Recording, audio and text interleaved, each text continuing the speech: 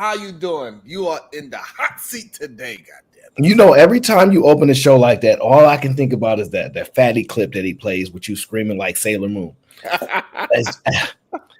Oh my gosh. We can't afford to be clipped up like this again. Okay. You gonna have to figure out a new opening line, all right?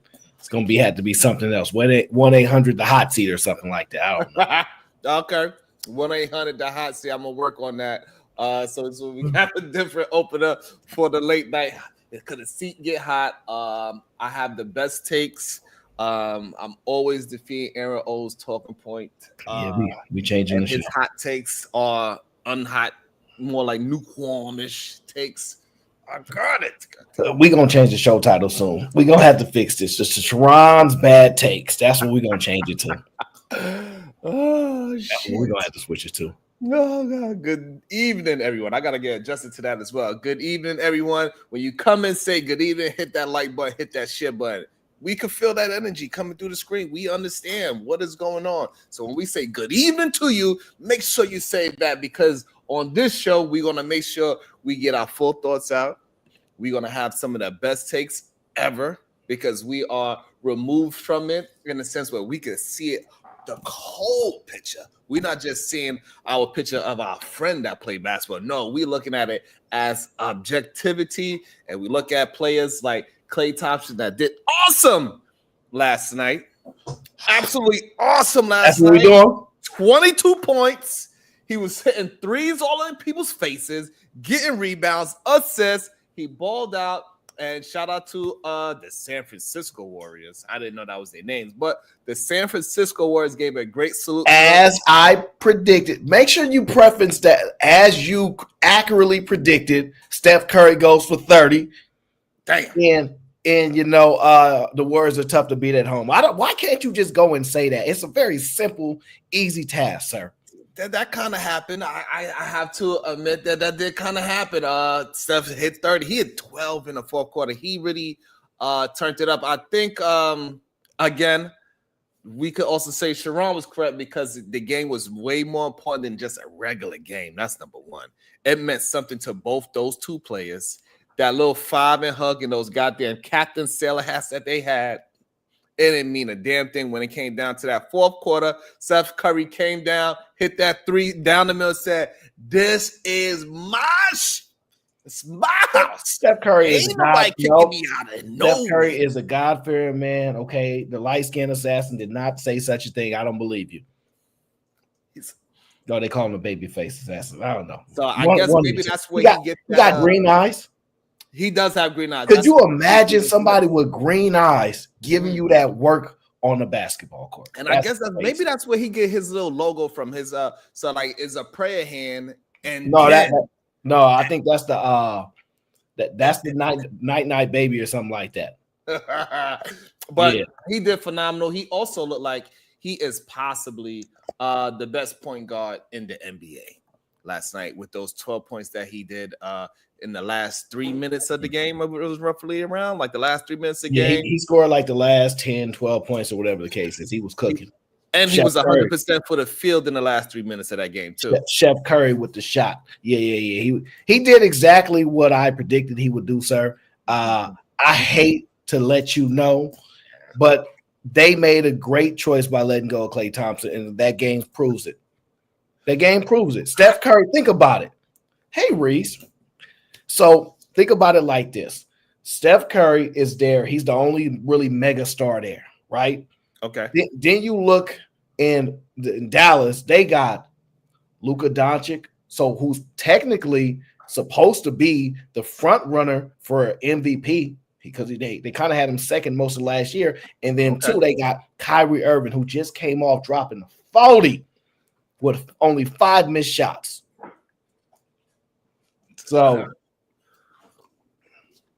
yeah, it was different. So it was a different game. It was definitely a different game. His team definitely supported. It went down to the wire. They almost lost, so I'm gonna still go with that. They almost lost. His team. They really rallied for him. They made sure they fed him the ball. That's why he got 22 points. It's just that at the end of it, Steph Curry said, "You know what? You think you're gonna come back home? Let me show you who's daddy." Which respectively. I understand why. And he wanted to make sure the San Francisco Warriors, because I never heard of them as the San Francisco 49ers day in my life. And he wanted the NBA and his town know that it is still his town, regardless of him and his brother having this little disagreement. And they grew up together, and Clay taught him everything that he know. It is time for him to keep the house, because this is Mama house. Mama built that house, and he's staying in Mama house. And he is like, so Steph Curry is Jody that stayed in the house, and Klay Thompson is the older brother that got kicked out the house and got killed in the streets. Yeah, you're not allowed to watch no more shows, no more movies. And where are you getting these references from? What is going on here? I'm just saying. You watching Baby Boy or something? I'm just saying that's what happened. Unbelievable. Steph Curry is Jody, and Draymond Green is clearly Yvette.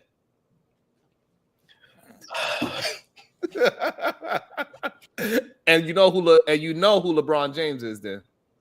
The King. He's Snoop Dogg. That's crazy. He came through. Oh, that's crazy. Came through shooting.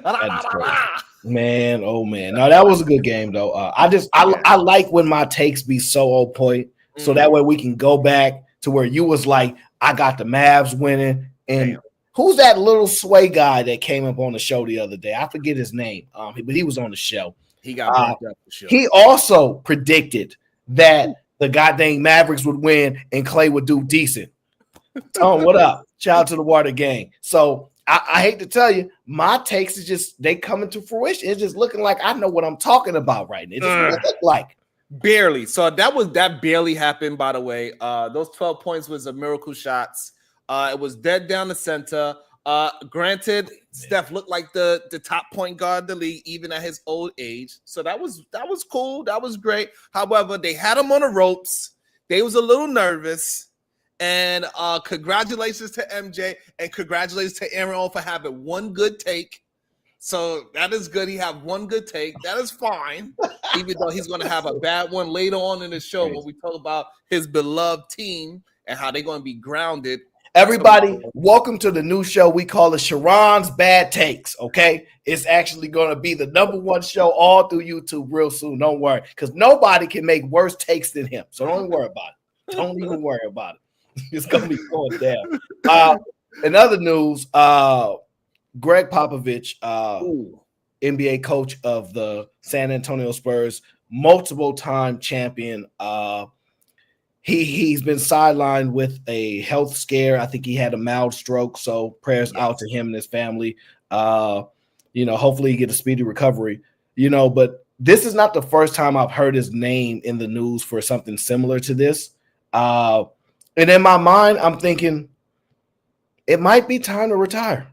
I know it sounds crazy because I think, if I'm not mistaken, I think his wife passed away maybe a year or two back, something like that recently. So maybe sports is everything he has, but he's been coaching a long time. He's got nothing else to prove. I don't think another win would be helping his legacy. He's already viewed the way he's going to be viewed. I don't see that changing. But health comes first. And it's ironic because we was talking about Tua, who got a bunch of, health scares on the field.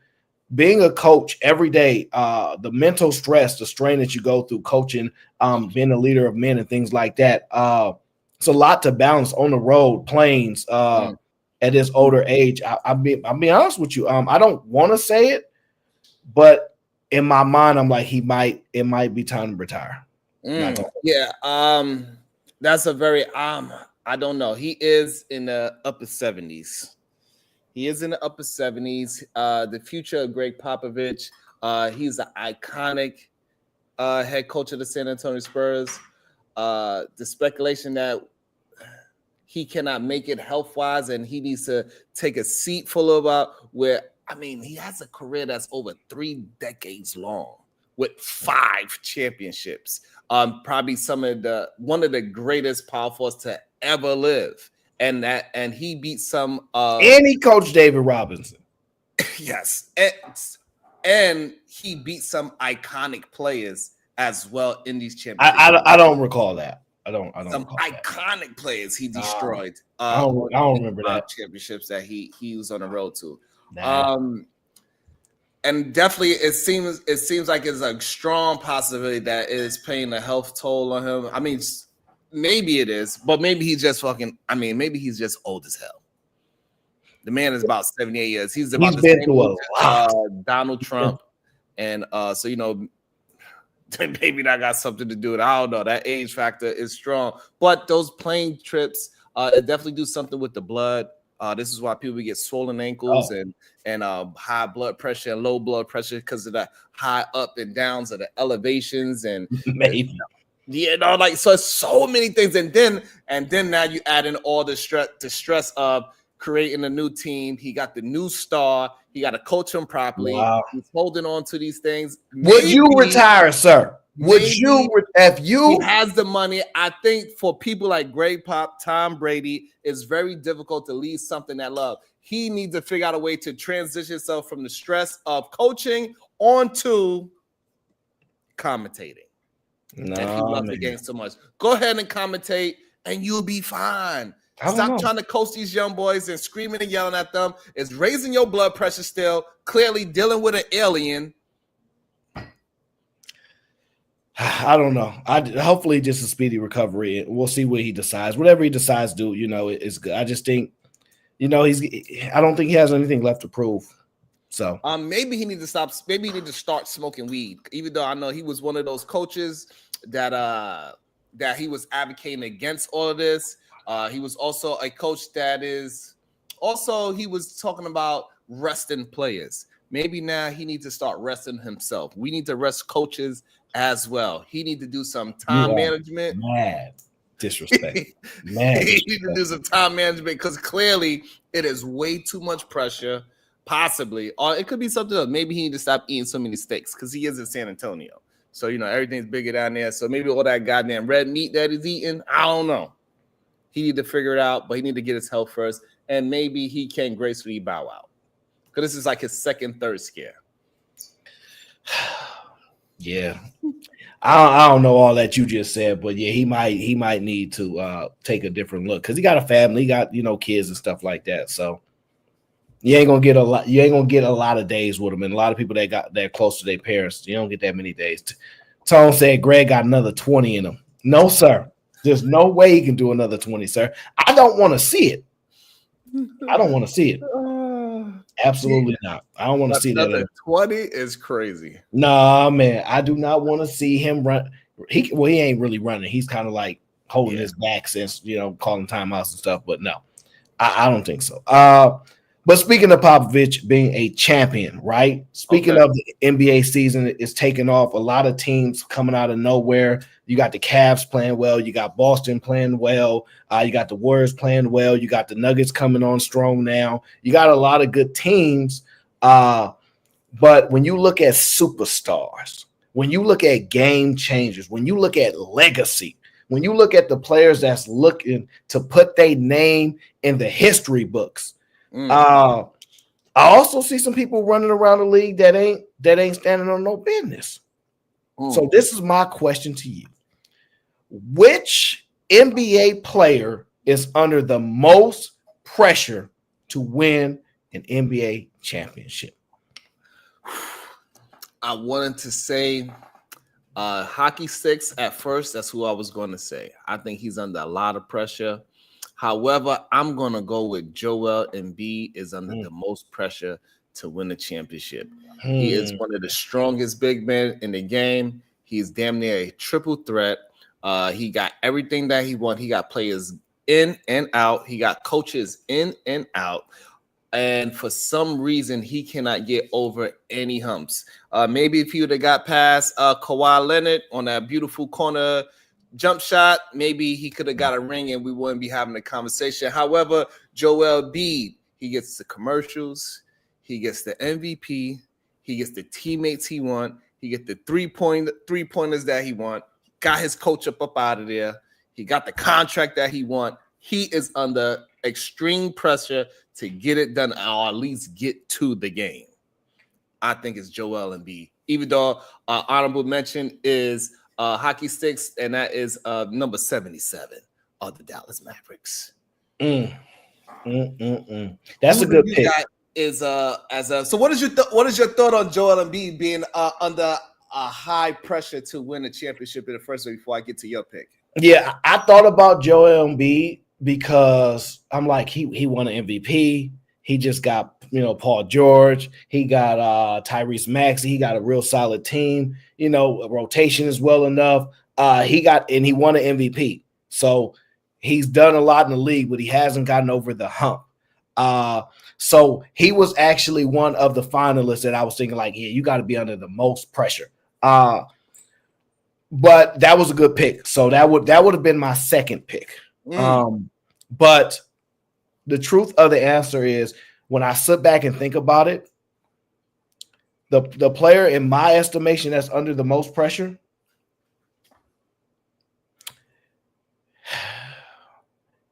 is Damian Lillard. No way. Damian Lillard is under the most pressure to win an NBA championship because it's a possibility that he may be the most fraudulent superstar in the NBA. Yes, it's a possibility that he may be the most fraudulent superstar in the NBA if you want to give him the superstar title, because I'm thinking about revoking it. Wow. I'm thinking about revoking it. I think that all them years in Portland, he was just winning games because there was no real pressure. You kind of know how, like, with all those players that play really well when they not playing with LeBron James, get to LA and they can't make 3-pointers. Oh, hell no. You got D'Angelo Russell making the All-Star game, playing with LeBron. He can't play at all. Wow. Sucks, horrible, because the pressure to be successful, the pressure of expectations. They say pressure bursts pipes. Well, expectation reveals character, right? So to me, I believe Damian Lillard has been one of the most fraudulent players over the last bunch of years, and going to Milwaukee exposed him. Now, I'm going to tell y'all this. The reason why it's him over Joel Embiid, right? Let me tell you, yours was a really, listen, because I know basketball better than you, okay? This is why. Listen, okay, before I get somebody up here to get in this hot seat to help you out because you need some help.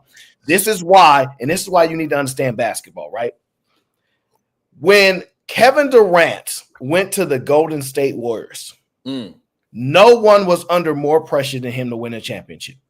Okay, because I can agree with that. Steph was already a champion. Clay was already a champion. Draymond was already a champion. Had they lost, it's really KD's fault because he's supposed to be one of the best players, top 2 players, top 3 player, whatever you want to call it, or even the best player in the league, and he went to the top team after getting beat down and pushed out of the playoffs by the big homies the previous year, and now they brothers, right? When you look at that perspective, you have to take into understanding Dame Lillard was under pressure to do well. And we was all saying, oh, Dame Lillard is a mega star, dropping 50 here and there. He's just on a bad team. Well, sir, we literally took him from one of the worst teams and put him on a team with an NBA champion, a multiple time MVP, and a finals MVP. The pressure is on him, sir. Because you have to really understand. See, Joel Embiid don't have no other champions on his team. See, Joel Embiid did actually. No. He treated that champion so bad that he had turned to a sports commentator. Okay. He turned him into a sports commentator. Danny Green. Danny Green is now a sports commentator because Danny Green is not a star. Danny Green is a role player. Stop this. Listen, I have to tell you. Right, look. Tone says nope. First bad take for Aaron this week. Trust me.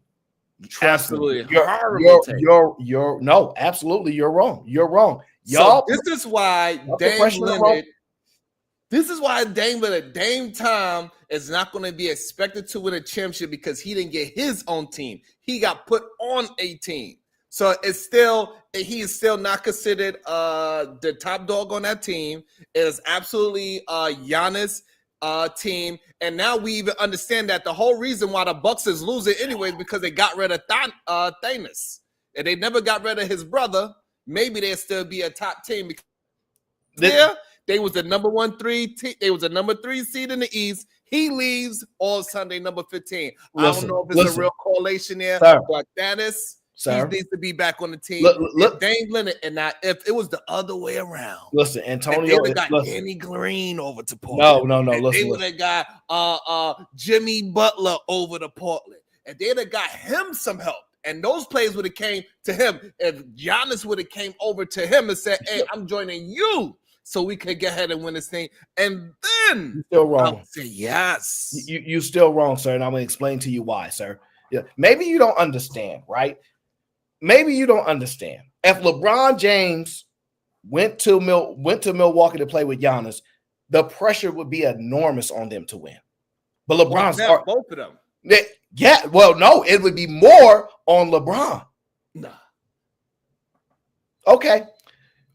And the reason why is because LeBron decided to leave his current situation to go team up with somebody who had just won a championship, basically.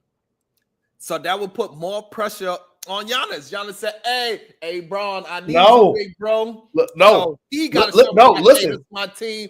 Let me bring you over here. No. Let me show you how it's done. Oh, your bad takes is horrible. Big little brother. All right, first of all, my dog Antonio, me and him can't be going against each other like this. That's my brother. I love him. But I have to let him know there is an expectation for Dame to win. Shout out to my brother G-Ville in the building.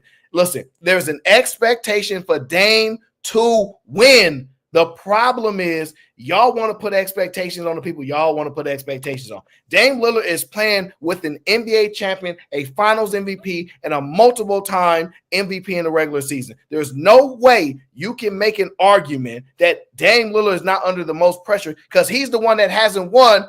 And since you want me to get into teaching you about the game of basketball, Dame Lillard was traded, and to get Dame Lillard, they had to let go of who? Drew Holiday. Damn. I don't even need to say the other names. That's the most. Listen, who else was there? Listen, that's the most important name. You know why? Because that name during that trade went where? To the Boston Celtics. And he won a championship his very first year. Damn. They gave him up to get Dame Lillard, basically. He was the golden piece. Everybody wanted him. Mm-hmm. And it gave him up because if you think about it, Milwaukee could have won again. If they would have kept Drew Holiday, Milwaukee could have won again because he is that great of a player. He's that much of a game changer. He on the Olympics. He on the Olympic team over. Think about that over other players. First of all, Caitlin Clark should have been playing over there instead of Drew. But the problem is this. So Drew, he is a very good role player. He's a very good third and fourth option. He's an all-star. He's made the all-star team, sir. However, he has to be a third option. He does not have any pressure at all. He do not have to do anything at all but not turn over the ball. Sir, the only thing that Drew has to do. Somebody like he is not a role player. When the game is at the end of the he is not a role player. We need you to do X, Y, and Z for you're us. wrong. That is real pressure. Drew never had no pressure, and we do have somebody in the hot seat. He wanna join the hot seat. Welcome to the show. I cannot pronounce his name. I tried the last time. I messed it up. Pronounce your name, sir. Issa, brother.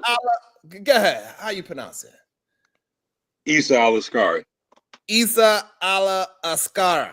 I think I said it correctly. Correct? Yeah, we're gonna call you like AA or something. You can just say Issa. It's only 2 syllables. You brother smart, man. All right, we're gonna say Issa. We're gonna say Issa. We trying. Issa, do you understand how the hot seat works? You are in the hot seat. We need to understand you are in the hot seat. So is Dame Leonard is the one under most pressure to win a championship, or is it Joel Embiid? I'm gonna go with Dame Lillard. Oh my God. The reason why I go with Dame, right, is because even though like Joel do got some built-in excuses. Now you can stick with. I want to understand why Dame is under the most pressure. I need to understand. And we also have GDP in the back as well. He want to get in the hot seat, but you're gonna have to wait your turn. Because Joel be staying injured, bro. and you can't win no championship injured, bro. You know what I'm saying? I don't care All who right, you so is. we understand why, but why? Because I want to make sure we streamline this because this is unbelievable to me. Why is Dame Leonard under the most pressure? Because for so long, bro, it's been Dame time, bro. We've been talking about how clutch this dude is, and then you get with a player in Giannis who is really a walking triple double. You can get 10 assists off of him easily. You know what I'm saying? Like, wow. And I live in Milwaukee. Kill Walker. So I've seen this dude, bro, and it's just I would have never, ever, ever traded Drew, bro. I would have gave Chris Middleton and 3-4 first round draft picks to keep Drew, bro. Wow. Because Drew is championship glue. You know what I'm saying? It's a reason why we had Eric Bledsoe, bro, and we was, hey, listen, we was top 2-3 team in the league, 60 wins every year. Wow. And we'd flame out. As soon as we get Drew, we go on a championship run. Thank you. We finally got somebody that's making some sense in the hot seat. So hopefully nobody knock you out the seat. So let me just follow up with that. Y'all don't really understand. Like, this is how I know people don't know basketball, right? Because y'all have to understand, if Carmelo Anthony was under pressure to win a championship, right? Would you agree Carmelo Anthony was under pressure to win a championship? Absolutely. Okay. Dame Lillard is just as good as Carmelo Anthony, wouldn't you say? No. No. Absolutely not. No. The reason why I got to hear this is because Carmelo, when he went to the team, it was his team. It don't matter where it's his That's team. not true. It is true. 100% true. When he went to what team are you talking about? New York Knicks. To play with Amari? No. Amari came. Yes, Amari went there to play with him. They said, well, listen, I'll take it back. Amari was there first. You remember if Amari was close to MVP status. However, the only reason why Amari went there because they said, "Hey, you come over here. We're gonna get Carmelo." Carmelo called and said, "Yeah, bro, I'm coming over there." He said, "All right, I'm gonna hold it down till you get up out your contract." So the only reason why Amari was there in the first place at GBG, we got you. He's in the back, waiting patient to get in the hot seat. And then Carmelo went to Knicks, and guess what? The ball went strictly to Carmelo because he was the dominant player there. Dame Leonard is not the dominant play when he goes to Milwaukee. It's still Giannis. So it's still Giannis' team. So therefore, Giannis had the pressure to get his team behind him and say, Dame Leonard, follow me, little bro. That's not what happened. Just for clarification, this is the hot seat. We only allow one person in the hot seat at a time. If you guys think that the person in the hot seat is not giving good takes, you can boot him off. If you want his seat in the hot seat, you can boot him off to take his spot, just so people can understand why we have it that way. No, it's Dame Lillard, and that's why I hate people that don't know nothing about basketball. Dame Lillard was treated and acted like a superstar in Portland, correct? Because he was the star there. So he was the star in Portland. Okay. There. So is there expectations if you're a star to win a championship? No, when you're a star there, yes. Not when you go to another. Let me ask you a question. So he was a star there, and he joined a superstar. Let me ask you this: was the sentiment out there was if Dame Lillard was on another team, or if he can get people to come play with him in Portland, he would win a championship? Was that the sentiment? So no, those are two different things. Hold on. Those you don't watch no basketball. I can't do this with you. Those are two different things. Getting somebody over there to help him, beautiful. So now you're going to Dame team. Now, if somebody went to Dame's team, then yes, you could say the pressure's on Dame because that's your team. You started this. You started the campaign saying we need more people. You need to trade. You need to get me my help. But when he ran like a little pony that he was, because he's just a regular star, he ran. He said, please, I need help. I can't do this alone. And he ran. He went somewhere else to go and join a beautiful superstar. And Giannis, such a superstar that he got his other two brothers a damn job because he was so damn good. And by the way, that's probably the worst trade Milwaukee ever did by getting rid of Thanos. How do you pronounce his name? Because ever since he left, they went down. It don't got nothing to do with Drew. It got everything to do with Giannis' little brother. Second worst trade, sir. When the little that we ever did. When they went from the little brother, they went from third spot all the way down to 15. So it don't have nothing to do with Drew. It got everything to do with the little brother that they traded. Go ahead, Issa. You know what the first worst trade that we ever did was, right? Actually, it's the third. The first worst trade the Bucks ever did was trading Kareem Abdul-Jabbar. Oh, Lord. We wasn't even alive then. I understand that, but anytime you trade a player that plays 20 years and gives you 18 straight years of averaging over 20 points, that will always be the worst trade. 6-time champion, 6-time MVP. That will always be the worst trade. The second worst trade is trading down when we could have had the rights and traded up and we could have got Michael Jordan. That's the second. All right, sir. You're showing your age, and it's clear your feelings is still hurt. All right, stay on topic here. Okay? Hey, I'm only 35, brother. Don't do me like that. I just know my history. Don't do me like that.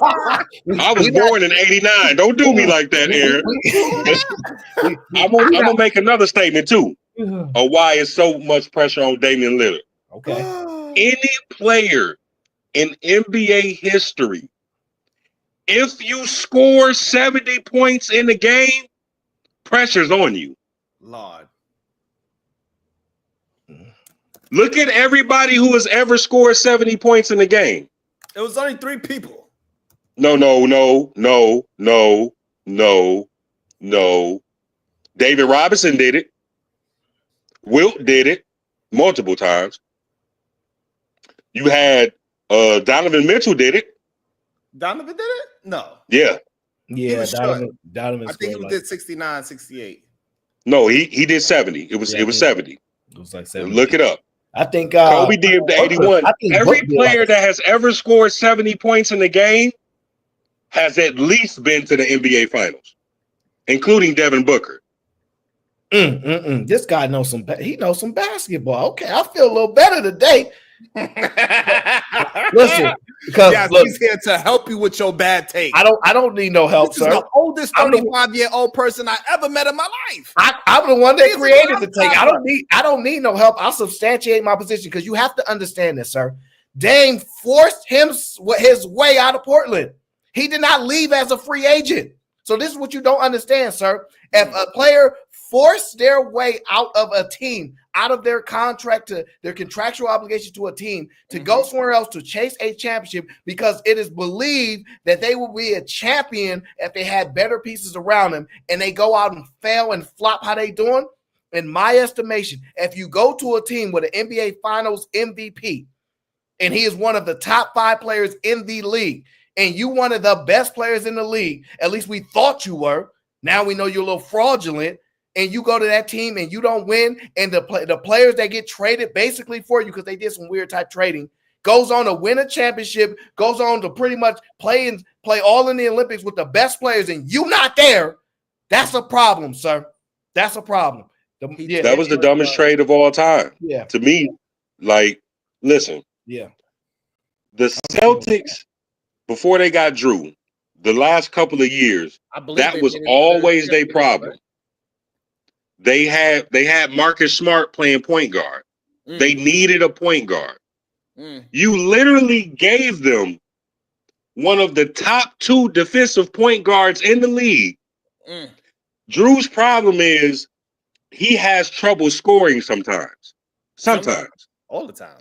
But on a Celtics team like that, where he's the 4th, 5th, 6th option, absolutely. Yeah, no. We're not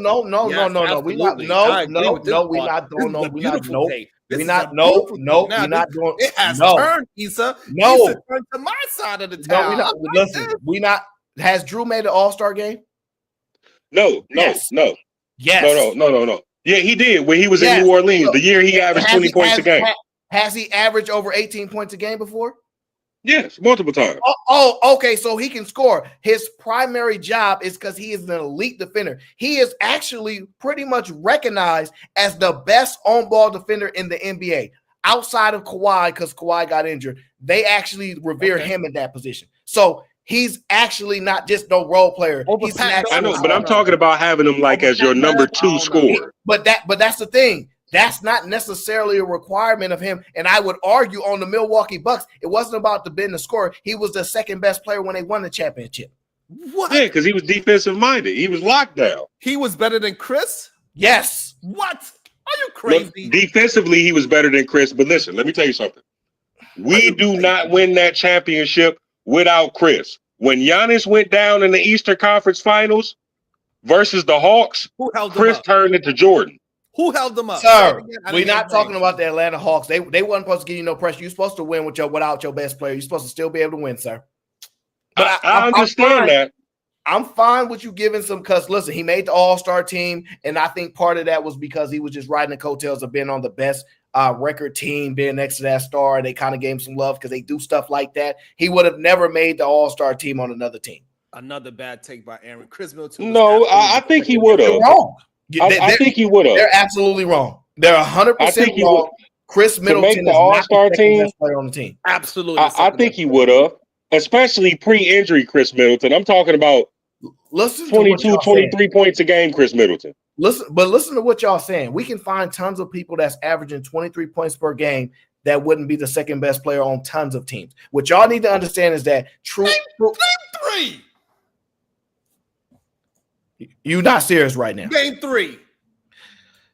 I don't want to get sidetracked right now. This is the problem. I'm trying to focus on, because everybody know we can name a bunch of people. Like it's not that hard to find people averaging 22 points a game that you like, nah, that's not them. What you need to understand is Drew Holiday is an elite defender.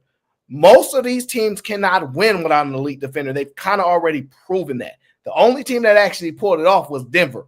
And that's because they are so potent offensively running through the big man. But that's it. Drew Holiday is definitely the second best player on that team. Y'all just think scoring means more than defense, and that's why y'all be off and wrong about this. No, I don't believe scoring means more than defense. I just at that time, Drew is the person that put us over the top to win the championship. That's an undisputed fact. Because when we had Eric Bledsoe in that same position, and even Malcolm Brogdon, we failed. And Brogdon was good. Brogdon was rookie of the year. I think Brogdon did 50, 40, 90 one year, if I'm not mistaken. That was with us. Yeah. I trust me. I know he did really well. And he kind of, once he got traded out, he kind of fizzled out. Like, you know what I mean? He never really materialized back to what he was. But, you know, he had some good years. This is just my opinion. I think that's true. I think it's Drew Holiday, the second best player on that team. That's my opinion. It's going to be hard to argue me off of it. Because Chris Middleton is not a good defender at all.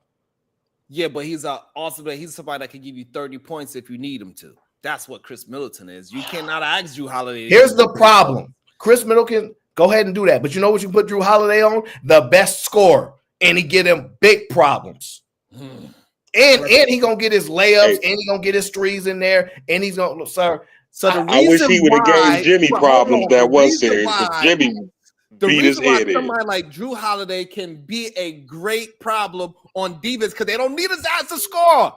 That's the only reason. Because he wastes all of his energy playing on the reason that you don't have to defend is because he's doing all the defense. No. Because guess what? If you needed Giannis to go ahead and guard the best defense, you just got to ask him not to score. You can't play him on both sides. So why is Milwaukee giving up all these points if Giannis is there?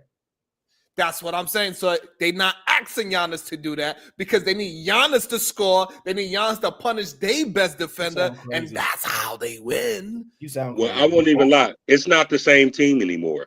Like, this is not that same. Say what people want to about Budenholzer. Budenholzer, even if we lose, we would be close. It was always a drag out game with Budenholzer.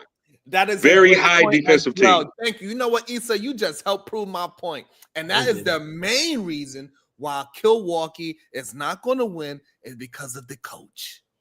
They got a coach that's going to, he just finds a way to destroy big threes. No matter how good they are, no matter if he have a Hall of Fame big three, he will still find a way to run them down into the ground.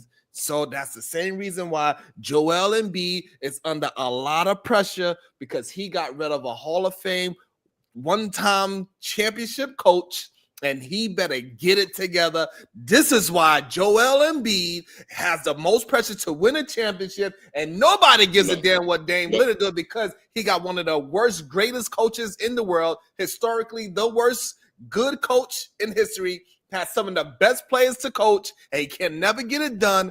Doc Rivers is the real reason why the Milwaukee Bucks can't win a championship. It had nothing to do with Dame Lillard at all. I could make an argument against that if I wanted to, but I just don't care to do that today. I'll save it for another day, because I do think Doc is struggling with that team. But I'll save the argument in the future, and you're gonna find out why. But I don't reveal all my cards. Okay. You know what? I'm gonna put a poll real quick while we move on to the next one. We're gonna put a poll about that one. That was crazy. Yeah, people just don't look. I understand people only they don't know basketball well enough to really understand. What's the question again? Which NBA players under the most pressure? So you could just put Joel, Dame, or other as somebody that people think is somebody else. Because somebody else might have had a different take. Who's creeping up that list, Aaron? Let me think. Hold on. It's a couple names. I would say I want to make an argument for Kevin Durant, to be honest with you. I thought about making an argument for Kevin Durant, even though he's already won. You know what? I totally agree. I was thinking about 100% agree. Number one, bro, you ain't won nothing since you left Golden State. like, I wouldn't even be that mad at him, bro, for what he did if he would have won a title somewhere else other than Golden State. Bro, he ruined that great rivalry that was brewing between the Cavs and the Warriors. He ruined it. Just straight ruined it. Like, once he went there, we all knew, like, okay, that was the first time in NBA history where we was like, okay, don't no other team even have an inkling of a chance unless somebody get injured. Right. Which he did. Right. And even then they still went to the finals. So like I think Bronny James is under more pressure than Dame Lillard. What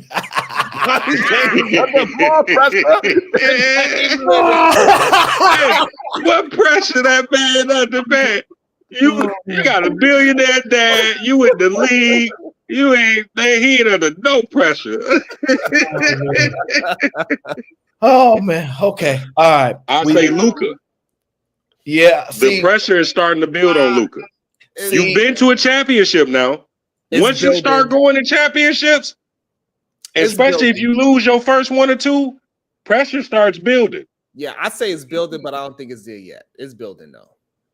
For Luka, it's building.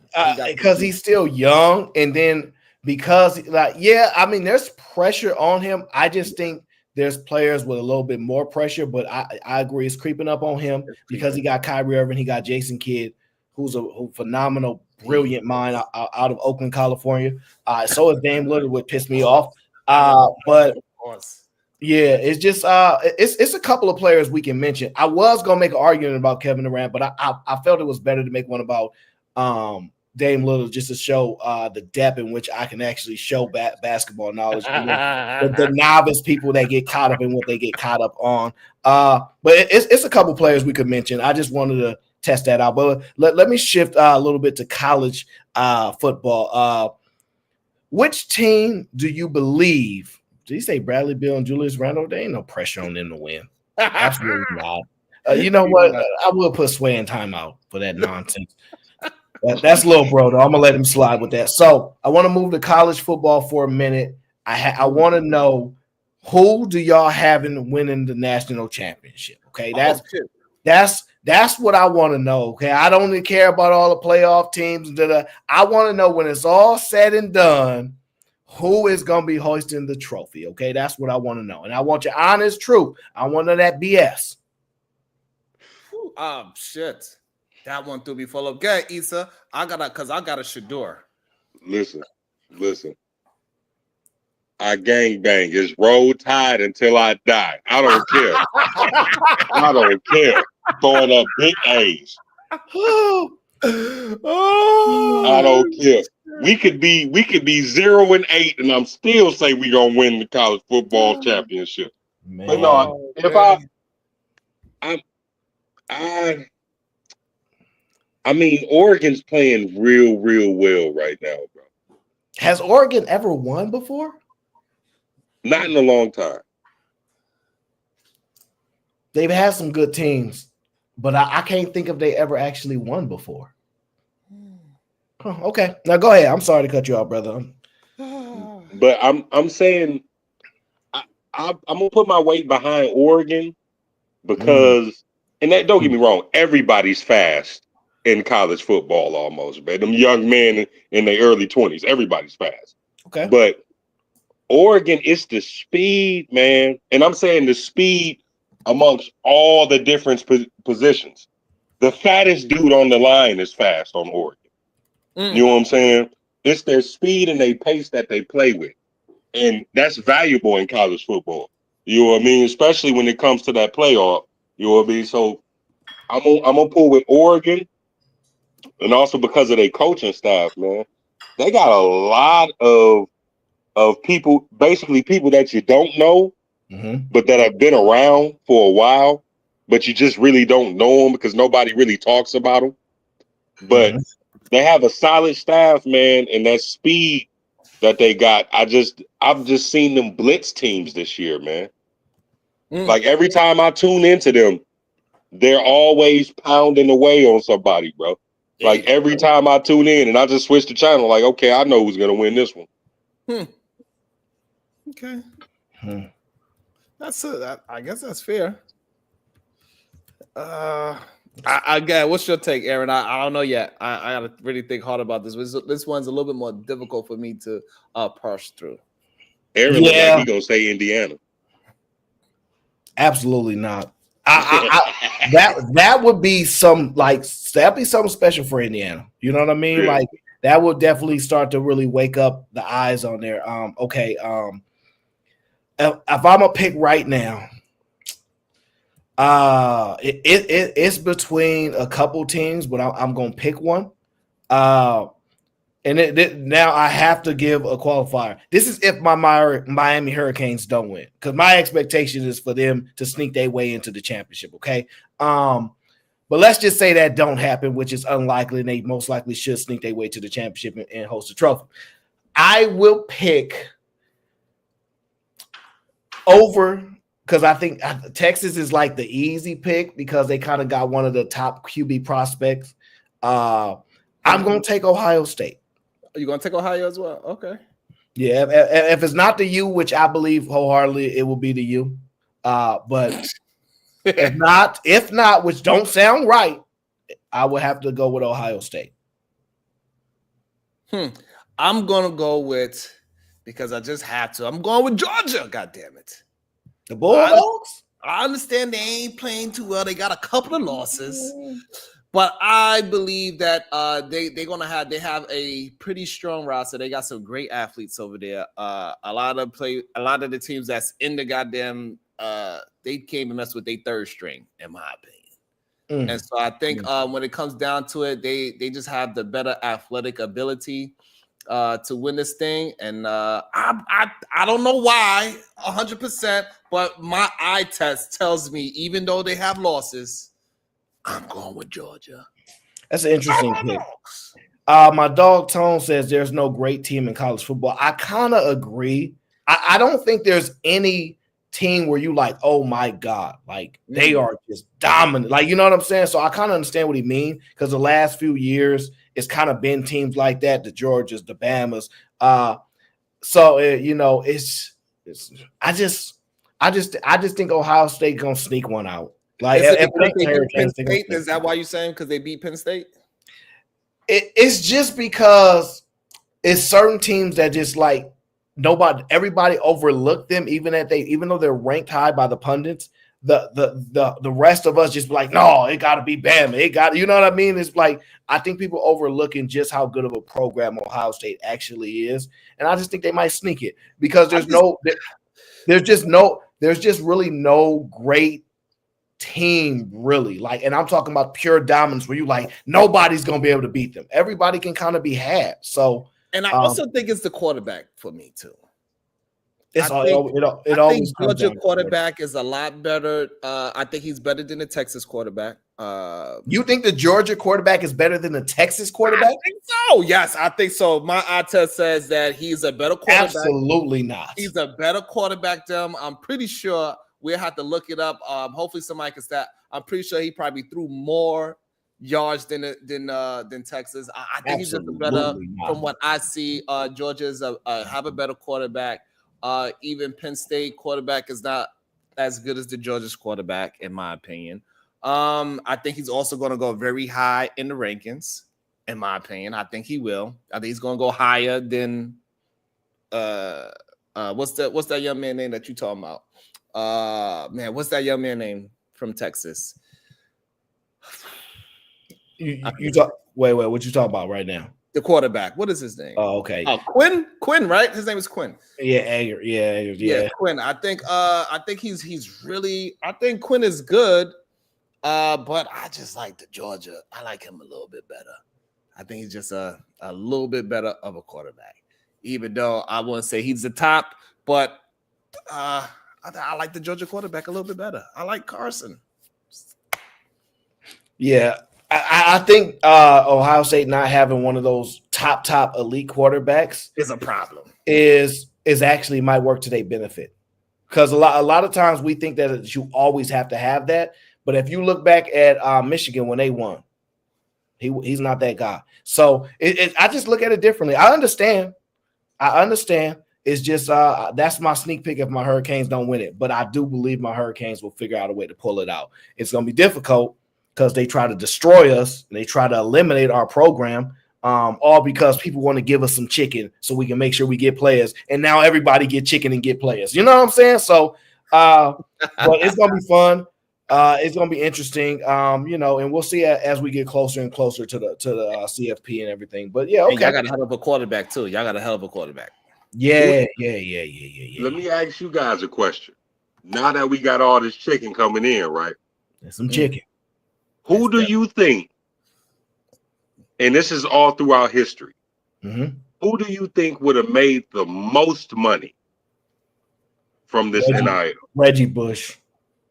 Reggie? Probably Reggie. I gotta take. I'm gonna say Tebow. Wow, he was. Tebow would have made buku cash. Yeah, I don't have a problem with that. Yeah, he was popular. But you gotta understand, Tebow came out of nowhere.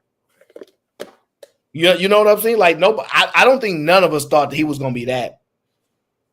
Because if I'm not mistaken, he was sitting. Was he sitting behind Chris Leak at first? He was. Yeah. So. Yeah, like you know what I'm saying? Like, that's a good one, Sway. That's a really good one. Cam is a good one as well. It's all just some guesses out there. I just think Reggie was something else, man. He was special there. So and then he's also a thief, right? He stole it, like he kind of like cheated. No. Watch the disrespect, man. Watch the disrespect. They tried to play my man. They tried to play, man. I just want to know if that what we doing. We backing up cheaters now. Just wanted to know. No, they gave it back to him. Though. He didn't cheat. I was just curious. I wasn't sure. Listen. It can't be called cheating if they take your Heisman and then be like, you know what, my bad. We wasn't even supposed to do that. Here you go back. No, the only reason they felt embarrassed because he still is a very good player. But no, they was embarrassed because they doing slave culture and they realized we can't get away from it no more. We got to pay these people what they worth, their own liking and all that stuff. And they like, yeah, we messed up. It's the same thing when we celebrate Columbus Day. But like 10 years ago, Columbus Day was Columbus Day. Now it's Indigenous People Day. Now all of a sudden, 10 years ago, people wake up and go, oh, he got rid of a lot of people. He tried to exterminate the world. Oh, y'all didn't know that 20 years ago? Absolutely so no, revision is history, sir. We don't rock like that. We don't rock like that. So speaking of dope ass quarterbacks, yeah. What are we saying? Who is going? Who you got as your top quarterbacks coming out of college? Because I have my mental list. I already kind of suggested towards some already. I believe personally that I believe his name is Beck. His last name is Beck, Carson Beck. I Mhm. believe that's his name. I believe he's better than the Texas quarterback. I can't pronounce his last name, Quinn. Wait. No. See, we on the hot seat, sir. We don't do this talk around. Mike Vick is a good one too. I'm gonna ask the question outright, okay? And we'll go to the hot seat first, okay? Because you use a host, so hot seat got to handle the business first. If you were the GM of the team with the number 1 pick, okay, and you're going for a quarterback, because at this point, that's all everybody's going for, especially if you got the number 1 pick, you most likely going for a quarterback at this point. Or who is the number 1 quarterback to be drafted first? Who do you guys have as a top QB prospect and should be the first one taken off the board?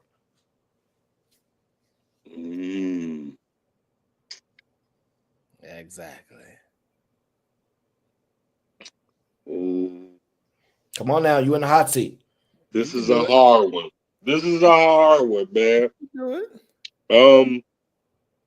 I'm not even gonna lie, man.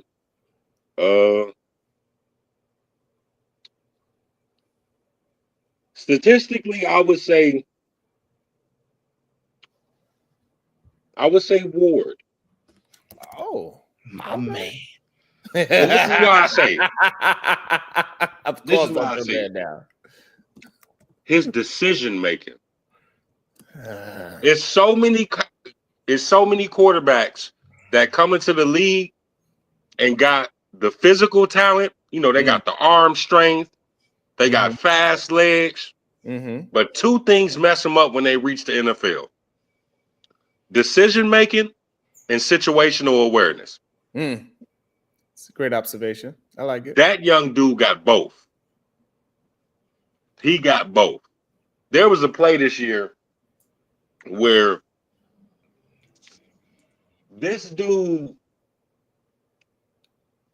took a sack, and I think he took the sack on purpose to give himself more room to work with, because they were trying to score and get into the end zone about 2-3 times, and it was almost like he seen it wasn't working. Like, no, bro, I need more room. The way their short yard defense is set up, I'm not gonna get in like this. So let me go ahead and eat this sack, give myself more room. The next play, bam, touchdown. And then he was jogging to the sideline smiling. And I'm like, dude, you butthole, you did that on purpose. You took that sack on purpose. Because I do it in the video game all the time. Stop trying to act like you the video game savant now. No, you doing good. Listen, brother, I do this, brother. My hands is gold. I got the Midas touch. Don't.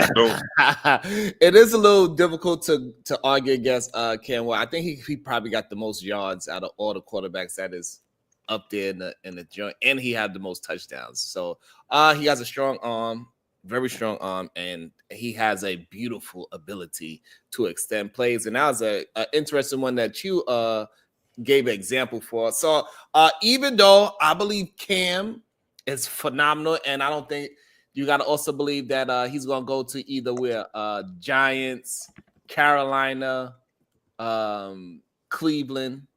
Is he going to play good in one of those teams, right? So he most likely Cleveland probably going to get it, which is weird that they got, Deshaun Watson paid the most money for that goddamn man, right? So it goes Cleveland, Carolina. Who else? The Giants got a chance to get a top first pick. I'm not sure who else, but he will look good on Cleveland. It's funny you mentioned the Giants. They're the Bucks of the NBA.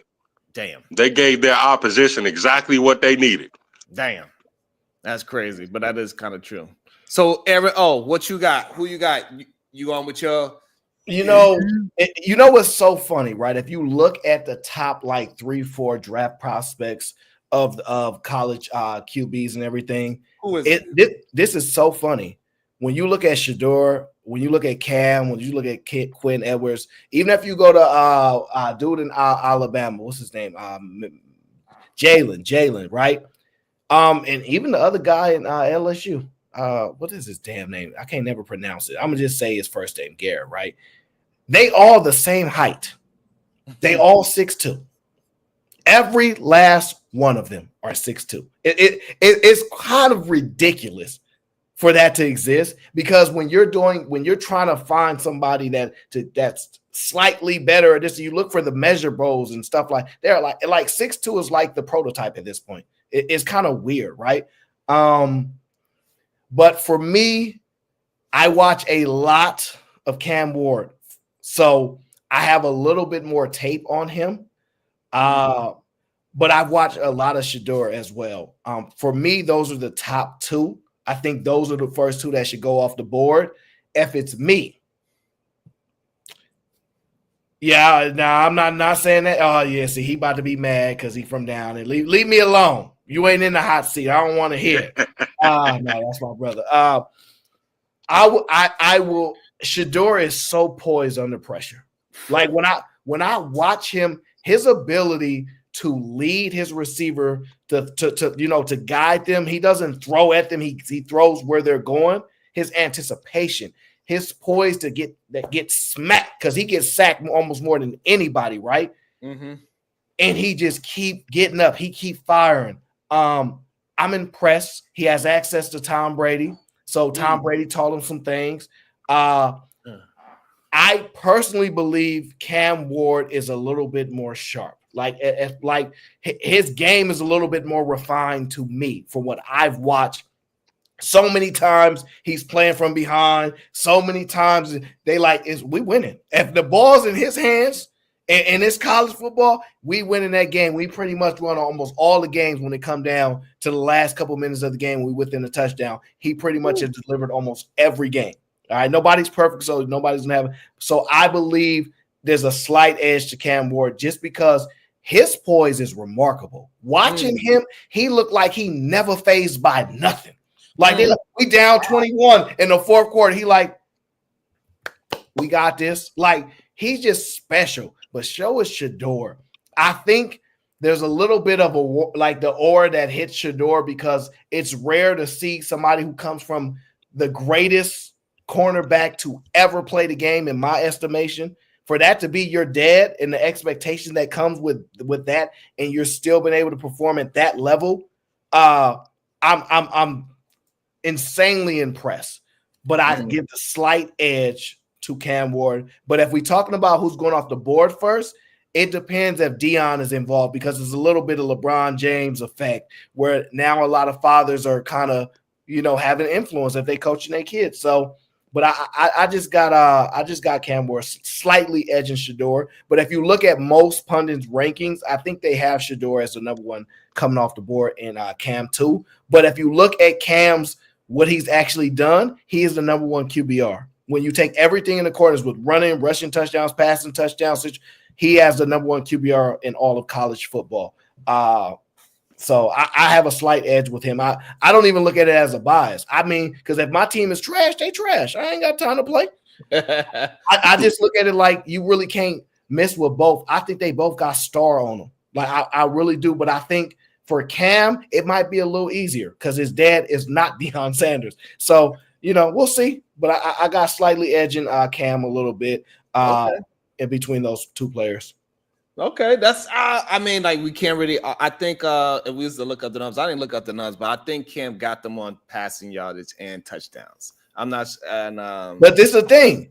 That's not even important to me, right? Because a lot of times it's can you play, because it's like when you out there, how does it look? And to me, Cam Ward, hands down, nobody else has the command over the offense the way he do. They look at him like he the man. They look at him like, yo, lead us to victory. Now, Shedeur, don't get me wrong. He is poised. He's all that. I don't see his team do that same thing with him. I'm not saying that he's not great, but I don't see the team be looking at him like, yeah, lead us to. I don't see that. He just able to do it. And it's a slight distinction there because I watched probably a little bit more of Cam Ward, but when we down, they look at him different. And he just always. I think so it seems like we are all kind of congruent. Shedeur should be watched very closely. I think it matters what team. I'll feel bad for Cam or Shedeur. They got to go to Carolina. Oh, that's a good point. Where you go, where you land could ruin you. It could ruin you. Yeah, Yeah. Like we talked about it the other night. Caleb got to get out of Chicago. He got to get out of Chicago. Well, first of all, who want to be in Chicago? let's just be honest. Look, hey, man. Hey, don't disrespect my whole state like that, bro. Don't disrespect the whole city, bro. Listen. Little Dirk don't even want to be in Chicago. Sir. Goddamn. Leave me alone. Hey, listen. And also, I believe that if one of those two brothers, if they was to go to Cleveland, I think they would look very good. They got a defense. I think they have a good chance. Yeah, they got a defense and a running back. And they got a running back. Yeah. I will say this about Shedeur. I don't know who else. I know the Giants. The Giants might not look too good for Shedeur. No, you don't want to go there. You want to go to New York. Listen, you only go to New York if you want to get beat up. If you into getting beat up, that's your thing. That's your kink. You go to New York. You know what I'm saying? But I'm going to give the edge. No. I just want to say there's an edge for Shedeur, and this is the reason why. Okay, go ahead. There's just certain things because of the kind of man that his dad is. There's certain things that I don't have to worry about with Shedeur versus other players. He's going to have a more inside track of how things work and how he should carry himself versus other players. You know what I'm saying? Because Prime don't play that. I'm not saying Ward ain't got that in his life too, but we know how Prime is. We know Prime's work ethic while he was in the league. We know the work ethic that he installed in Shedeur. Sir. Yeah, it don't have nothing to do with his son. His work ethic is not his son's work ethic. They ain't the same thing. I understand that, but no offense, the apple don't fall far from the tree. Listen, that Shedeur didn't get like that on his own. Pops was there every step of the way, pointing him in the right direction. Now he had to put in the work. Don't get me wrong. Okay, but having Prime as your pops is a big plus. So listen. Let me tell you where that could actually hurt him. A lot of NFL teams may not want to deal with his dad. They may not want that somebody that come in with that extra spotlight on him and all that extra stuff, and his dad coming in negotiating on his behalf and getting too involved. Some people don't want that. That actually could work against him. How's that a horrible take? Because majority of the teams will love for Dion to be there and bring some eyeballs to the team because they have horrible attention. You ain't listen to what I said, did you? I did too. Yes, you said some teams, but you talking about maybe whoever Bill Belichick team is, but goddamn, you really don't understand. Some teams, sir. Billionaires don't like to be told what to do, sir. They don't. They run things. This is my team. This is why Jerry Jones like, I'll run this dang team into the ground before I let anybody else tell me what to do. So what my point being is there are some teams that are just, they don't like Dion. Not when you are winning billionaire. When you are winning billionaire, you are going to hire the people that is going to push you in the right direction. You say, hey, listen, I got the money, but I'm going to trust your expertise. The reason why I'm hiring you is because I believe in your expertise, and they're going to give somebody here, take it and lead down the right direction, but don't get it twisted. I got the dollars. I'm going to whoop your ass if anything goes wrong, and you're going to get up out of here. Not like Jerry Jones, that thing. He's a coach. He's a goddamn football player, and he also a dick measurer as well, too, clearly, because him and Jamie Foxx were talking about how big people beans are. This is why Jerry is horrible. It's ridiculous, man. It is ridiculous. I'm sick of you, man. I'm sick. We are 100% switching the show, y'all. I don't know what it's gonna do. I don't know what else we're gonna come up with, but bad take Sharon is definitely looking like he's making the Hall of Fame. All right, this guy special. This guy is special. Quarterbacks. Yes. No. Don't do that yet. We're not going there yet. No, we're not going there yet. Because before I even jump to that, because what's today? Wednesday. Before I jump to that, I want to get into the Tyson and the Paul kid that they got a fight coming up real soon, right? What's his name? Jake Paul's name. Jake Paul. It's so many Pauls. RuPaul. I don't know these people. Okay. But he got a fight coming up against Tyson. I think I read somewhere Tyson getting 20 M's and he getting 40 M's. That's like, I ain't saying I'm shocked because I understand the business, but I'm like, dang, could you imagine in a world where Mike Tyson gets less money than a person that is not even technically a real professional boxer, technically? You get what I'm saying? But Mike been out the game for some years. Number one. Listen, not just some years, it's 20 years to be exact. Yeah. Mike Tyson haven't had a The fight pause in is 20 big years. business right now. He is not only is 58 both years brothers old. boxing, the one brother just came off a 6-month run as United States champion in WWE. They big business right now. That's funny. I mean, that is big business, right? Because at least when the WWE went to Dallas to do an event there, they put curtains so the actual people that is fighting, they could see. Unlike CD Lamb, he couldn't see because they don't want to put a curtain, right? So, but here's the thing. I think the Tyson and Paul thing is very interesting because it shows that somebody like Paul, even though he's not a ranked boxer, he is pretty solid of a fighter. He is a big boy. He can hit hard. And it goes to show that if you can market yourself, it will pay you more to market yourself as a goddamn boxer instead of waiting on promotions to give you the goddamn reins to promotion. And you can make more money than professional boxers because a lot of professional boxers they don't even seen $1 million fight, especially a $40 million fight. Where it's only you and one other fight is crazy. It's only 2 fights is even being promoted. That's wild. And you find Jake get knocked out. I believe Jake is going to get knocked out. Wow. I really do. I really do. Old man. Yeah, listen, let me tell you something. Can I tell you something? Please. I went to a Mike Tyson camp in Philly about 4 years ago. Mike's a Muslim, and I've met the brother multiple times. Okay. I ain't never seen you in Brownsville. Now, you wouldn't see me, brother, because all I hang around is Shias. But I volunteered to get hit by Tyson with a body pad on. Bro, I don't know if you've ever been hit so hard, bro, that you fart, bro. I don't know if that's ever happened to you, bro. It only happened to me when Tyson hit me in the body pad, bro. Like, bro, listen. Was it the front, the side? What was it? Front. Right in the middle? Front, right below the solar plex. When I say, bro, not only did I fart, I felt the energy from the punch end up in my toes. Damn. Now, he wasn't even being serious. It was just a nice little love tap, a nice little stiff little hook real quick. You know what I'm saying? Just showing everybody, showing the kids and stuff like that. My dumb ass, I want to be the test dummy. You know what I'm saying? But right then and there, I'm like, bro, if this is this man's love tap, yikes. What kind, you know what I'm saying? We've seen it on the TV, but to experience it, you know what I'm saying? Like, just because he's 58 don't mean nothing.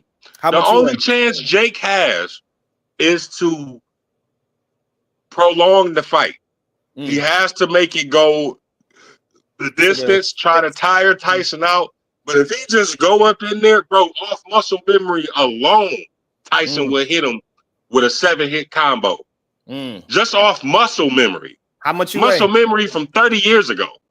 How much you weigh, Issa? Me, I'm 285. Oh. So it ain't I play football, brother. So it wasn't the size that you still felt it and it made you fart with 285. So that says a lot. And that's what I'm saying. Like, bro, that man is an animal. Like he was explaining. When they asked him why he don't train no more. When they first asked him, he said, man, because that the animal's inside me, and if I get to training again, he comes out to the forefront. And sometimes I can't hold him back. So that's why I get in so much trouble, because I let the animal out. So I stopped training. You better stop before he make you fart again, all right? That's wild. We got somebody that's actually been beat up by Mike Tyson on the show. That's wild. That is wild. No, I wouldn't even say beat up, bro. I got one love tap, bro. One love tap, bro. One. So wait, And that one love tap, what was he? 4 years ago? What was he? Late? 54. Yeah, 54, 53, something like that. 54. Bro, that kind of power, bro. Like I said, the power is the last thing to go. That's why George Foreman was able to become heavyweight champion at 45 years old. When you rely on power as a boxer, listen, you swing all you want to, young man. Yeah, whoop me. Go ahead. Test this chin. If I hit your ass one time, I'm gonna turn your clock off. I think Tyson definitely has a puncher's chance. That's without a doubt. But I just think that youthfulness of Jake and the busyness that he's gonna hopefully, if he's smart, he's gonna have to perform to even make it a fight to go past. And I believe also Mike is gonna take it easy on him. I don't think Mike is gonna literally try to knock him out. I think Mike knows that he's on like we seen him when he fought Roy Jones. He took it easy on Roy. If he wanted to, he probably could have knocked Roy out, but he took it very easy on Roy. And I think he's going to do the same thing to Jake. He do not want to end that young man's career because he know how much money that man can make, and he just respect that he is even bringing so much attention to his sport by bringing a $60 million purse without ever stepping into a professional fight. It's a 2-minute round. We might as well call DJ Hamp. Hey, Hamp, set this up. Okay, I can't listen to this nonsense no more. So neither of you think Jake Paul got a chance? Not in Well, he has a chance. I just say he didn't have a chance. No, he I does just think not Mike have is a gonna pull it chance out. unless Mike Tyson allow him to have a chance. That is it. So just to be clear, you believe that if you got into a fight with somebody that's 30 years older than you, that they could beat you? 30 years. Beat me? No. Yes. Beat Mike Tyson? No, sir. Listen. Let's say you 20, 24, 25, 26 years old. Somebody's damn near 30 years older, you 56 years old, right? I'm not good at math. Obviously, that's why we broke. You telling me you believe that you would get whooped by somebody 30 years your senior? If we was playing basketball and I played Michael Jordan, he's 30 years older than me, I would believe Mike has got a good chance of winning. Yes. Okay. It depends on the person. Do you think Michael Jordan? Because look, like I'm gonna keep it real with you. My father's 40 years older than me, bro. He's 40 years older than me. He's in the 70s. Your daddy? Listen. Let me tell you something. Just say it, man. Go ahead and say it. Same problem. My father was a boxer in the Marines, and he was a boxer in the Marines when it was still very, very racist. You know what I'm saying? That's the way he used to get his anger out from the racism. Sir, you just told me today you 35. Let me tell you something. Let me tell you. Look. Let me tell you something. I'm 35 years old. 45, I understand that. 85, listen, 55, my father has 14. You get knocked out by a 75-year-old man. Let me tell you something. My father has 14 hand-to-hand combat kills, bro. Let me tell you something, bro. It's a little different, bro. I'm not. Listen, I probably can whoop my father. What I'm saying is, if he catch me, I'm in trouble. Right. You know what I'm saying? If he catch me, so we want to make sure we understand. You got to pick a position here, right? Are you saying Jake Paul is going to lose to Mike Tyson? Yes.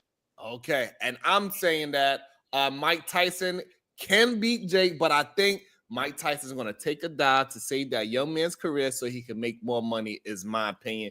Jake Paul do not have a boxer's chance to beat Mike Tyson, but since Mike Tyson is a much nicer guy nowadays, he's going to allow Jake Paul to win so he can fight and make another $40 million. Aaron O, what is your take? And please, you've been on a roll with bad takes tonight. Please, give me a good one. Man, you are almost an embarrassment. Okay, you're almost an embarrassment. Okay, if I didn't love your family so much, I'd be embarrassed to know you. Okay, listen here. This is what it's gonna be. All right, the way I see this fight is very, very simple. You got an old, washed up boxer who bite people ears when they losing. Wow. Let me see here. Hey, don't interrupt me when I'm cooking. Oh my God. Okay? Sit your butt in you your hurt house my feelings. and wait your turn, okay? You got an old man okay? 50 plus years old. He might be 60. He might walk around with a cane. I don't know, okay? He do. All right, that's what I thought. He going up against somebody. Look up how old Jake Paul is for me, okay? He only 27. 27. Okay, perfect. All right, 58 and 27. So we got a 58-year-old man who probably need to get his diapers changed by an assistant, okay? And we got a 27-year-old mega superstar, social media sensation, money getting magnet, okay? Wow. And he is also undefeated. If I'm not mistaken, has Jake Paul been beaten? Sharon Gracie, answer the question. Has Jake Paul been beaten? Yes or no, to your knowledge? I think he lost. Hold on, let me see. I think he lost one. Hold on, let me see. Let me see. Yeah, look that up because I mean I don't really be all on social media like that, so I can concede. Yeah, he lost one fight. He 10-1. He lost against Tommy Fury. Who? Tommy Fury, Tyson Fury, little brother. That was an exposition game. I don't try. No. Hey. All right. You got it. Okay, that's fine. So 10-1.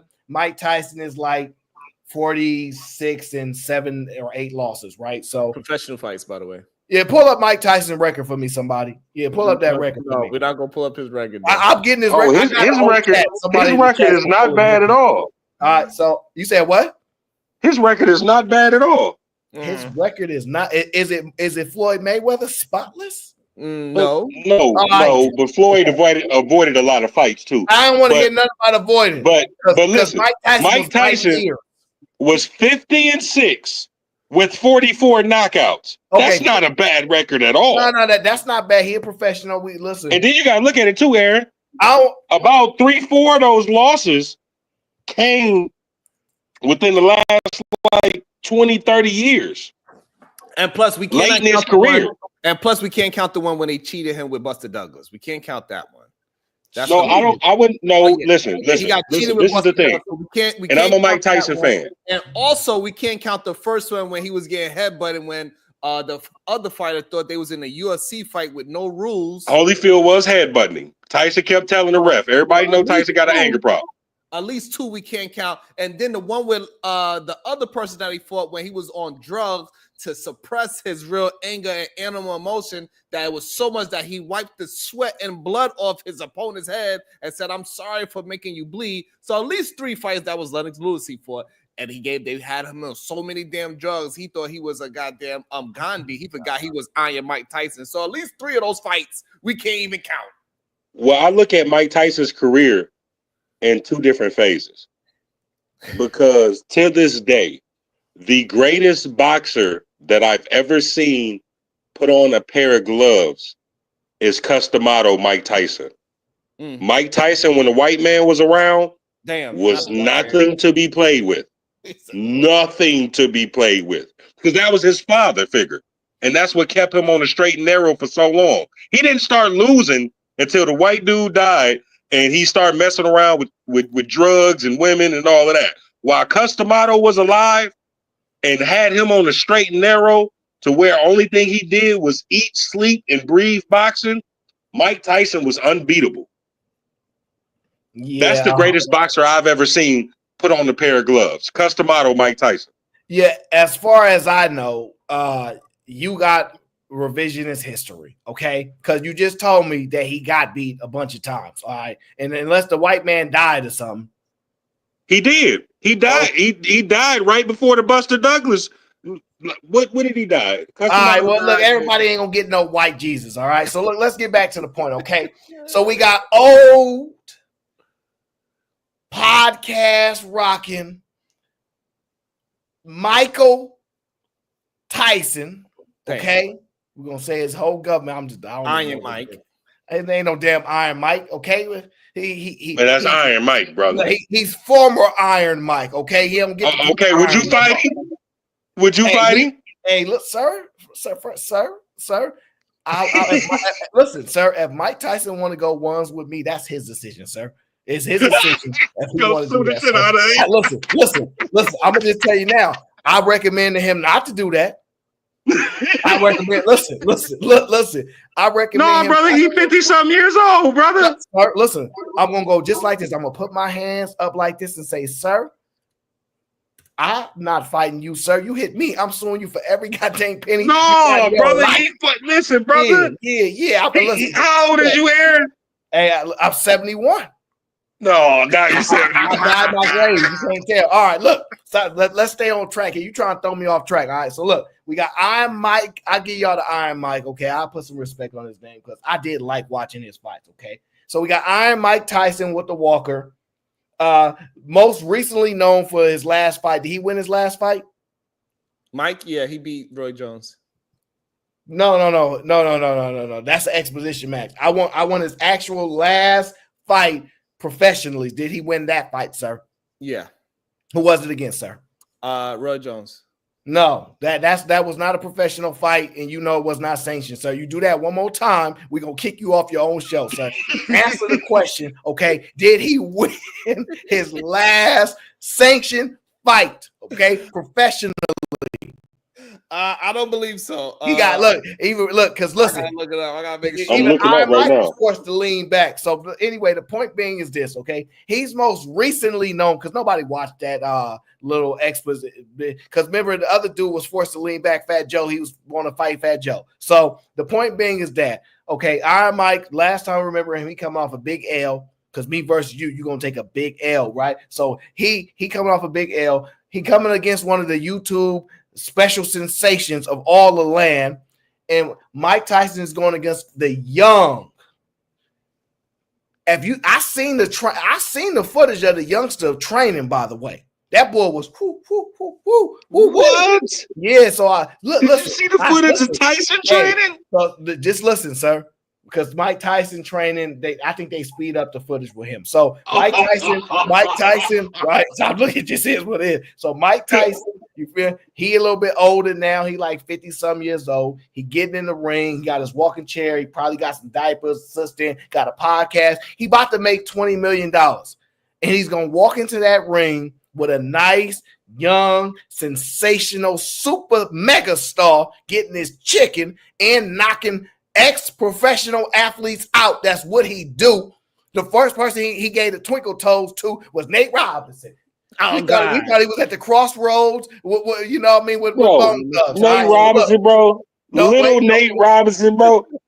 I'll knock Nate Robinson out, bro. And see, there we go. See that's your ego talking, sir. I'm just keeping it real, bro. I knocked Nate out, bro. No problem. Y'all some disrespectful people. So I don't put my hands on nobody. I'm a respectful human being. Okay. So with that being said, when Iron Mike Tyson get back in shape, because he been working out, and he get in that ring with a young kid that don't play. He actually been putting work in year over year. Some that ain't even natural to him. He had to learn. When Iron Mike Tyson get in that ring with Jake the Superstar Paul, he is, man, I can't believe I have to say this. Damn. I can't believe I have to say this. When Iron Mike Tyson gets in that ring with Jake Paul on whatever day it is, he is gonna knock him out, okay? Ain't nobody beating Iron Mike Tyson. What's wrong with y'all? Mike Tyson gonna knock that boy clean out, and he gonna take his money and say, thank you very much, okay? That's what's gonna happen. What y'all thought I was gonna say? What y'all thought I was gonna say about Iron Mike? No, Iron Mike gonna knock that boy out. It's gonna be ugly for him. It's gonna be a bad day for him, sir. That's all I can tell you. He picked the wrong one. Definitely. Wait, did you see somebody put in the comments? They said Tyson is overrated.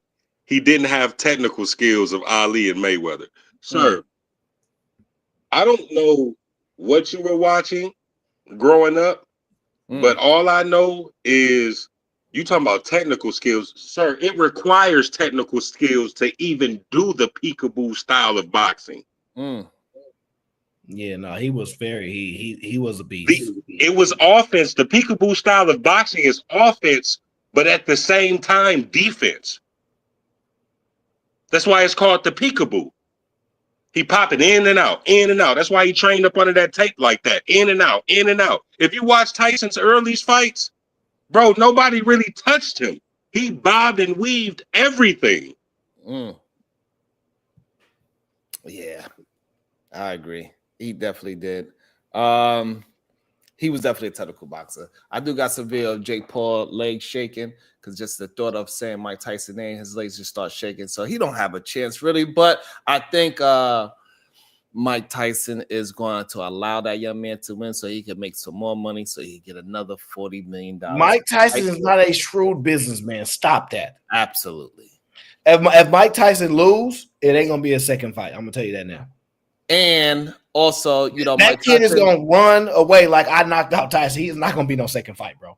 Mike Tyson feels a certain way because he also gave Jake Paul his very first boxing match. Jake Paul very first fight was under a Mike Tyson card 10 years ago. So they have a little history. Mike is gonna feel bad. He's like, hey, I don't really want to end your career since I started it. I want your career to keep on flourishing. I paid you $10,000 to fight then, and now I'm making sure you make $40 million or more. And I want you to keep on succeeding. You're young. You're only 27. I don't want to end your career. My career is over. I'm just happy I can still make millions of dollars off this shit. That's why. Bump that. I'm knocking you out. I got a point to prove to the world. I'm still Mike. I want the world to know and see that at 58, I knocked this 27-year-old in shape big dude out. I want the world to see it. So it go down. That's why we love George Foreman so much. Bro, he came back at 45. 45. How old was Michael Moore? Like 25, 26? And knocked out the young man. Yeah, he was young at the time. And he was a champion. Yeah, that was kind of crazy when he knocked him out as well. That was wild. And I don't think Jake has ever been hit like that before. I don't think in none of his fights, Jake has took a true power punch from a head, like a true power punch. But at the same time, that was a professional fight, 3-minute rounds, and Mike was whooping George's ass also. So, you know. So well, they never fought. I'm talking about George when he beat that young boy. Oh, you talking about Michael Moore? Yeah, when he hit with that 1-2, pat, pat. He got tired. I gotta time it. That's it. When I'm old, I'll let you swing. Yeah, you done busted my eye open, my lip busted, all that, cut on my cheek. But as Jake soon is taller. as you get comfortable. I think Jake is a bigger man too, technically. He's taller. Yeah, Tyson's short. Tyson like what, 5'10" or something like that? I can't believe you used to call that shit. Wait. So wait, you think he's a bigger man because he's taller? That don't make you bigger. Pause. For sure, that does it. Especially but he is a big dude. I'm talking about like shoulder wide. Jake is a big dude. Okay. I can see that. So Sharon, I guess this is unanimous. Mike Tyson gonna hurt that boy. I guess. Okay, let me ask y'all this before we move on. Do y'all think we believe that because Jake Paul's a white boy and we naturally don't think black people can get beat up by white boys? I'm just asking if there's like a bias, like because I'm being serious because some people really believe that, like, nah, ain't no chance. Like with the Tyson Fleury thing versus Deontay Wilder at the time, nobody was believing that. You know what I'm saying? Is that?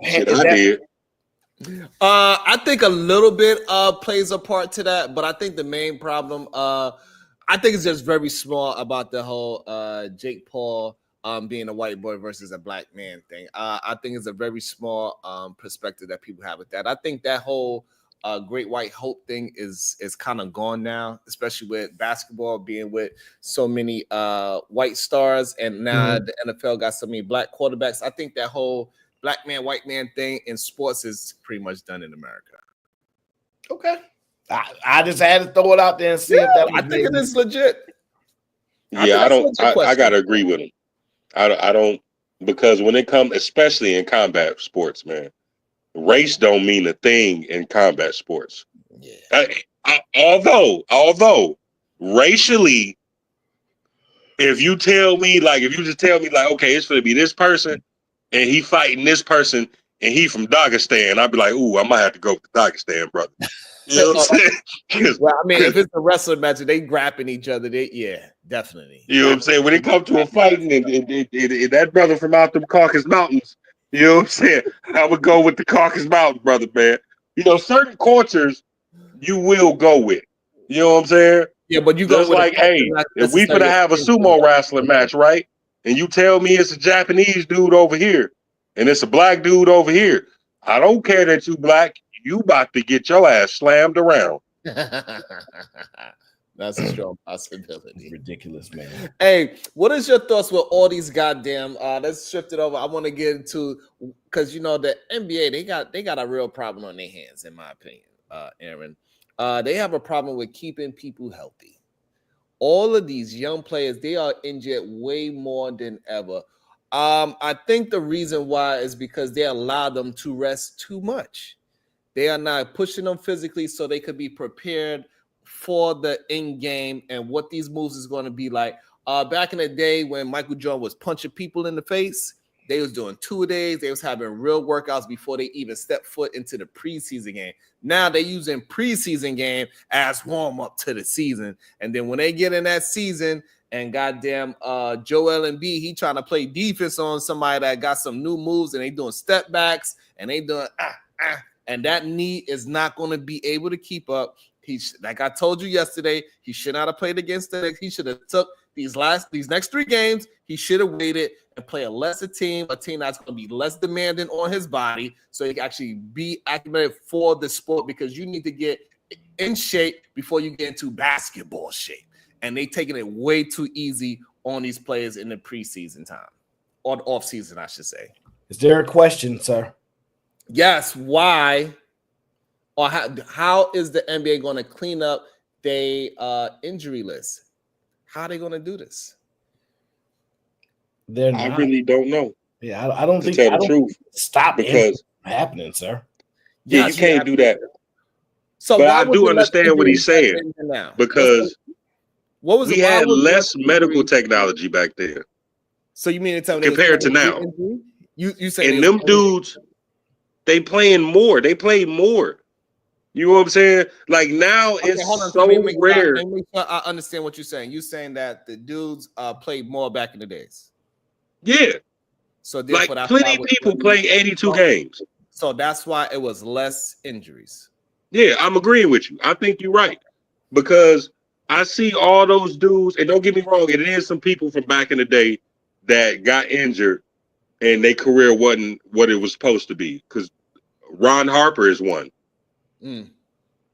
But a lot of those dudes, when you look at the games played, most of those dudes back then, other than freak injuries, most of them played 75, 80 games every season.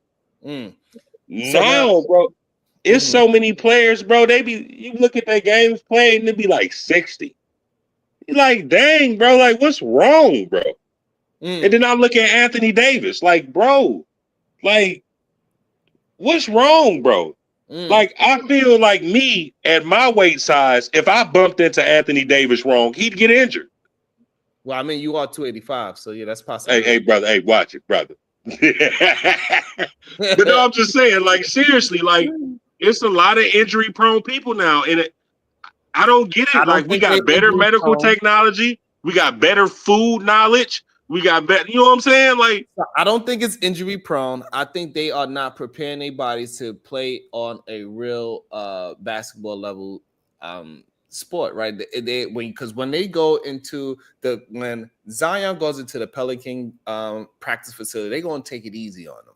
But when you go and you hit that television and you playing against your op, they ain't take it easy. They're gonna hit you with the hardest move they can. They want to try to dunk on you. They want to cross you over. They want to hit you with a real screen, and your body, your hamstring is not prepared to make those goddamn moves that you mentally can make, but your body physically can't make it for you. And then that's why he has a pulled hamstring. That's why Joel Embiid knees ain't moving the way how it's supposed to move. This is why they are always in injury reserve, because they are not playing and preparing their bodies for basketball anymore. They need to do something about it. The NBA, There's way too many games missed by the stars. These people paying good money. Some people only could go to a game once in a lifetime, especially if it's talking about some LeBron James or Steph Curry. Those tickets are ridiculous. They are insane, actually, to go see LeBron James. That same seat that you bought last week to go see I don't know who, Detroit, the Pistons, is $75. You go see LeBron, it's $3,000. Same seat. It's insane. Yeah. I don't think there's really much you can do about it. I think the league is doing as much as they can to keep players healthy. They've removed a lot of back-to-backs that they used to have back in the day. There's a lot more rest days than there ever has been. There's more medical information. I think they're doing the most that they can. I mean, sometimes this is a like, it's a very fast sport, jumping up and down. Twitch muscles needed because you're going left to right, lateral, all these things, blocking shots, anticipating getting ran over. There's a lot that's going on. So I don't think they'll be able to stop it. And shout out to J Hub in the building. Anthony Davis did play a lot of games last year. It's just sometimes stuff happens. I really don't see that as a solve, bro. I don't see that. I don't think it's an actual problem because it's not something that can be fixed. I've never seen any league stop injuries. Like what they can stop particular ones from occurring as much, depending on why they occurred, like the kickoff, right? For the NFL. They just removed it. It helped. They ran. So, like, there's nothing in basketball I think you actually can do that they aren't already doing. Yeah, they could tell them, hey, listen, y'all can't be smoking weed and alcohol throughout the whole season, and you need to practice a little bit more because they don't have that kind of power. But at the same time, that's not even an excuse because them dudes in the 80s was on coke. All right, look. All right, nope. All right, we're going way off track. Okay. You only 35 years old. You don't know nothing about that life. Listen. I've talked to a lot of players. I've watched a lot of documentaries. That's why Jordan fired everybody from the Bulls originally in the 80s because they was all drugged out. He's like, dude, I can't win no championship, and y'all diddying up. You know what I'm saying? Yeah, there was many diddies back then. I did see a Udonis Haslam clip. He said, "Hey, one time we came to the game and coach he called the Pat Riley called the timeout. Everybody in the huddle, breathing on heavy. He's like, he threw the damn clip. Well, this shit got to stop. I'm all of y'all. I'm putting a fine on all of y'all motherfuckers. Y'all feel like goddamn alcohol in the middle of the game." That's y'all crazy. Playing under the influence. I'm giving y'all PUIs. That shit was hilarious. No, man.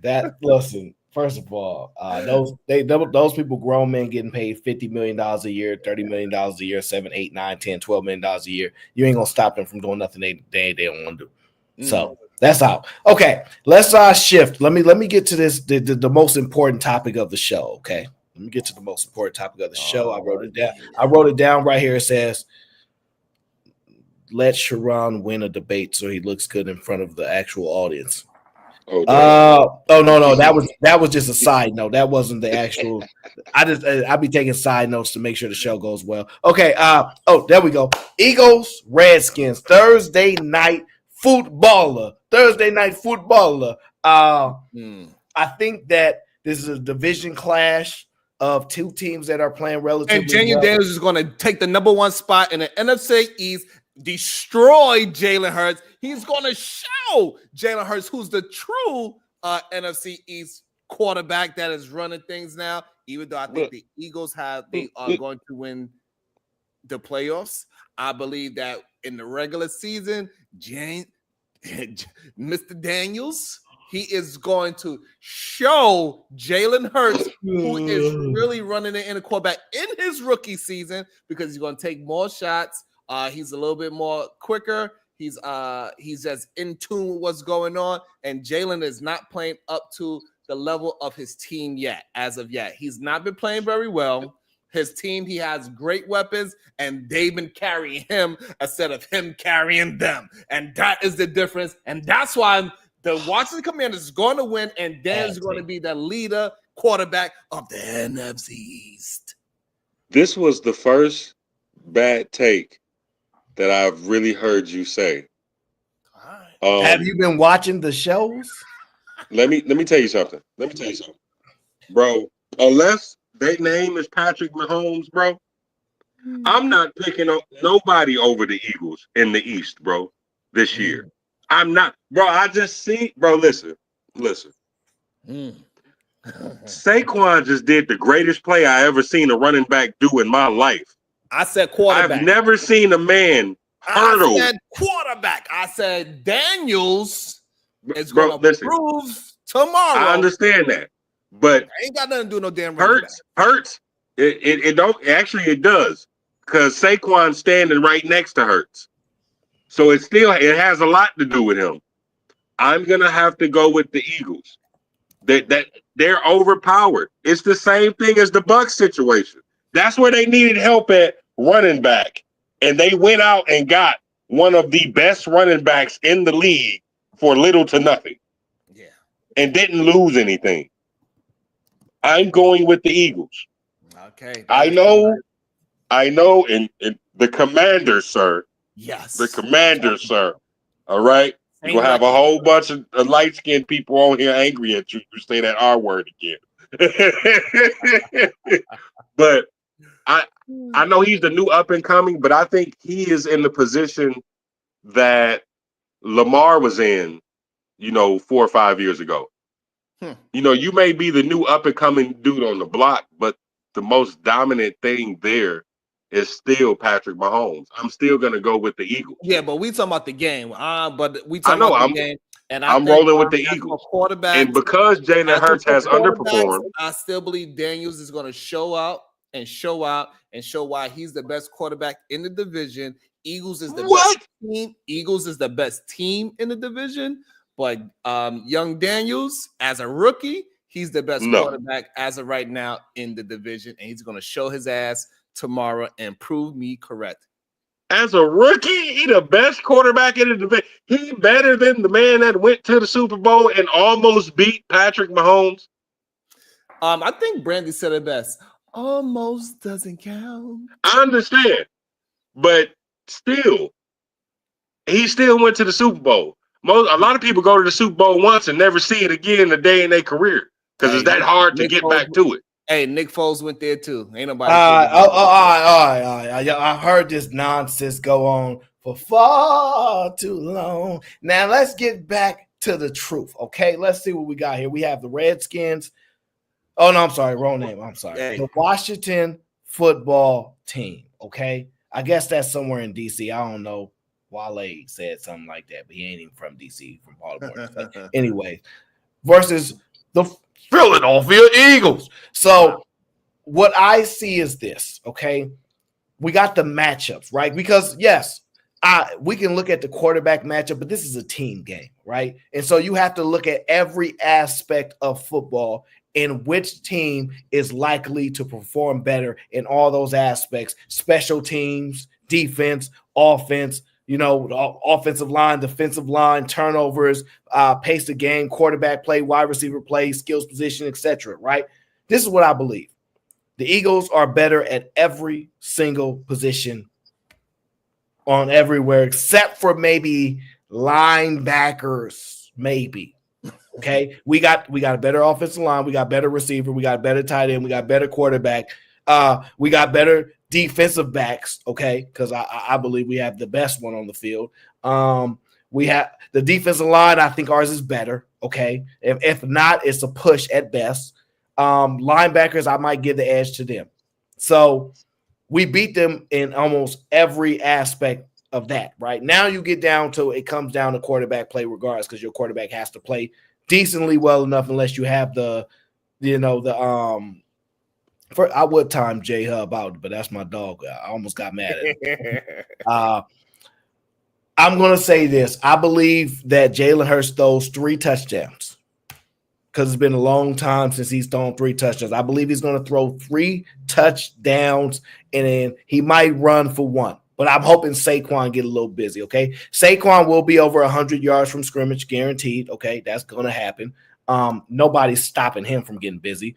The only problem I have is that the Eagles, we do a lot of time management. We control the time clock a lot. So a lot of our drives be 8 minutes and stuff. So we're not necessarily going to get the explosive plays that throw so many touchdowns because we control time so well. I first of all, anybody that's saying Jaden Daniels is better than Hurts don't know football. Just don't know football. Jaden Daniels just lost. Who did he lose to? He just lost, right? He coming off a loss, if I'm not mistaken. Say it. Hey, listen. He's coming off a loss of a future Hall of Famer. They could have won that game. It was since we talking about almost winning Super Bowls. You just said almost doesn't count. Now you want to be Mr. Almost. I'm just going by, in the regular season game at that. I'm just going by almost. I mean, I'm just saying. So, he went against a very good, lucky team. So they got lucky. That's okay. All right. Yeah. So I'm not. They didn't have a bye yet. So All right. So I'm not dealing with this nonsense. Okay. Anybody know me and knows Eagles all day. So I think the Washington football team is a good team. I think they're well coached. I think they've done really, really well. I think they probably overachieved for what a lot of people's expectations were. They've been flying under the radar. I think now they're getting the best football out of people because people realize they can actually play. Jaden Daniels can actually ball. I've watched him play. He has nice touch on the football. He puts it in spots where his players can make a play. He can throw the deep ball. He can move. He's agile. I think he's very smart. I'm going to say something that I don't want to admit out loud, but I think LSU has proven that they put the best players in the NFL over the last 10 years pretty much. They got quarterbacks that's balling. They got receivers that's balling. And I'm talking about they are the best at their type of position. All right, so they really LSU. I hate to admit this, my boy, that's his favorite team. All right, I ain't gonna lie, that's his team. I'm a Hurricane, so I hate to admit because at that one time, Hurricanes, we had a first rounder every year. We had broke the NFL record. It was us. So I understand life. You can't always be at the top. We gonna shine though. So I got to give LSU their credit. They've been producing some amazing players in the NFL lately, along with Alabama. But I think LSU has a slight edge in my estimation, especially at the quarterback play. I just think the Eagles defense will be the difference. I don't think the Washington football team defense is enough. I think people don't really realize that the one thing people can say whatever they want about the Eagles, but you got Jalen Hurts with 3 different coordinators every single year. He's been a starter almost pretty much. The defense with brand new coordinators. They fired our last coordinator who nobody knows what he done in his career, even deserved to be a coordinator at the time, in my estimation.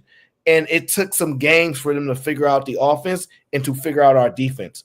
Now they are rolling because they understand what Fangio wants from them. They've had enough time prep, so I think it's coming together when it needs to. Sometimes losing a game allows you to see your flaws when you're winning, you don't get to see it. I believe nobody works harder than Jalen Hurts because he is not supremely gifted, right? He's not the fastest. He don't have the best arm.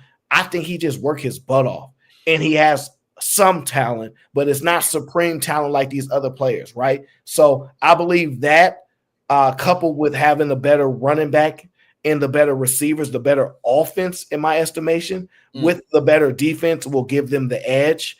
But it's going to be a good game because rivalry games are always competitive. I have the Eagles winning 24-17. Woo. That's a good score. And I got it being a very close game. And I believe that is going to be 27-23 Washington Commanders. With Jaden proving that he is the best quarterback in their division, even though the Eagles is going to beat them in the playoffs. They are the best team to match up against Kansas City. But I think in this game, he's going to show he's the best quarterback. I'm going 31-20. 31-20. For who? 31-20. To the Eagles. I'm ready to fight J-Hub. J-Hub, man, I'm ready to fight. Man. Look, J-Hub is supporting so many of my shows. I gotta love him. But I want to fight right now. Because he in there throwing them shots. Even though I'm on the hot seat. He looking like Boots in his boots because he's kind of, I don't know if he's ready to really be fighting those big dogs that he trying to throw names out his knee to talk about boxing. I don't know if in his boots is ready to be talking about he want to fight Mr. Crawford. I don't think that's a smart idea for him. That's a bad man. He better calm his little self down and he work his way up. Maybe try to fight Tank. Even though I think that might be a bad look for him as well. Calm your little young self down, sir. You don't got that firepower yet. He's a hell of a. I got a question for you guys. He got to go. I want to share some of this fire. Off the.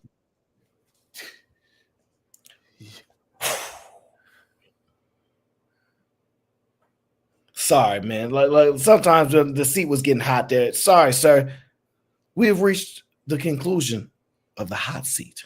Yeah. We appreciate you guys tuning in with us today. Okay, make sure y'all follow up on the predictions. Remember, the Steph Curry game is the one I predicted the victory on. Sharon's bad takes is on our last show. Go watch that and leave comments and let them know about bad takes Sharon. Okay, his new nickname is Bad Takes Sharon. Okay, that's what we're gonna do there.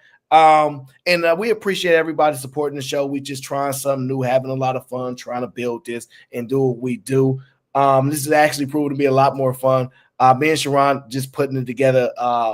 Y'all have no idea how hard it is to do. Cause how busy he is, how busy I am. I literally get through the door. I'm on the computer like, you ready? He like, yeah. So I'm glad y'all enjoying the show. It's a lot of fun, and we're gonna keep sticking to it and do what we do. And and everybody that supports us, we appreciate it. And hopefully we can get some more people on the show to give their bad takes to save Sharon. All right.